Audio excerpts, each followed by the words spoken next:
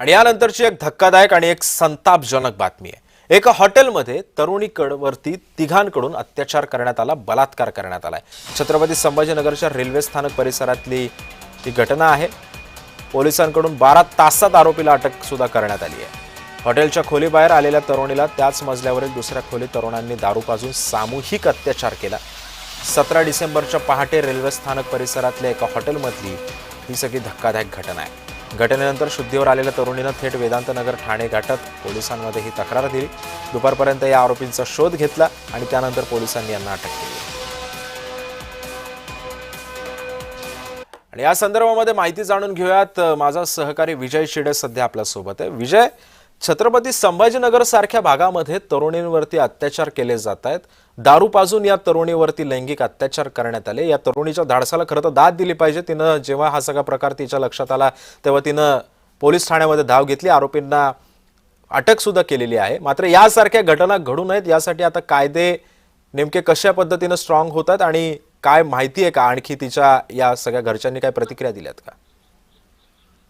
नक्कीच सिद्धेश, जर पाहिलं तर अनेक काही दिवसापासून छत्रपती संभाजीनगरमध्ये महिलांची छेड काढणं असेल किंवा महिलांवरती अत्याचार असेल, या घटनेमध्ये सातत्याने वाढ झाल्याचे आपल्याला पाहायला मिळत आहे। या अनुषंगाने जर पाहिलं तर पोलीस देखील सतर्क झालेत। अनेक ठिकाणी जे आहे ते पोलिसांकडून जे नाईट कॅफे असतात त्यावरती देखील अनेक ठिकाणी कारवाई देखील करण्यात आली होती।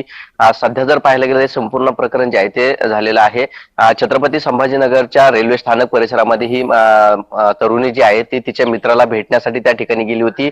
105 त्या खासगी हॉटेलमध्ये जे आहे ती तिच्या मित्राला भेटली होती। त्यानंतर भेटल्यानंतर ती मित्रासोबत चर्चा झाल्यानंतर त्या मित्राकडून काही पैसे तिला उसने घ्यायचे होते। त्यानंतर ती त्या ठिकाणी निघली, परंतु तिला त्या ठिकाणी तिला मित्रासोबत नशा केली असल्यामुळे तिला देखील त्या ठिकाणी तिचा चुकीचा नंबर जो आहे तो दुसऱ्या रूम मध्ये ती गेले त्या ठिकाणी 3 तरुण जे आहेत त्या ठिकाणी मध्यप्राशन करत होते। त्यावेळी त्याच्या लक्षात आलं की ही तरुणी आपल्या रूम मध्ये आले। त्यावेळेस त्यांनी तिला बळजबरी आतमध्ये खेचलं गेलं आणि तिच्यावरती सामूहिक बलात्कार जो आहे तो त्या ठिकाणी केला होता। त्यामुळे हे संपूर्ण प्रकरण जे आहे ते 17 डिसेंबर रोजी पहाटे जे आहे ते उघडकीस आलं होतं। या तरुणीच्या लक्षात आलं की आपल्यावरती अत्याचार झाला। त्यानंतर तिनं पहाटे जे आहे ते पोलीस ठाण्यामध्ये धाव घेतली आणि संपूर्ण प्रकरणाचा घटना क्रमांक जो आहे तो पोलिसांना सांगितला। त्यानंतर पोलिसांनी तात्काळ पथक, वेगवेगळे पथक तयार करून त्यामुळे या सगळ्या पार्श्वभूमीवरती सध्या कायदे सक्षम आणि कठोर होणं गरजेचं आहे, तर आणि तरच या घटनांना चाप बसू शकतो असं सुद्धा आता बोललं जातं। धन्यवाद तू दिलेल्या अधिक माहितीबद्दल।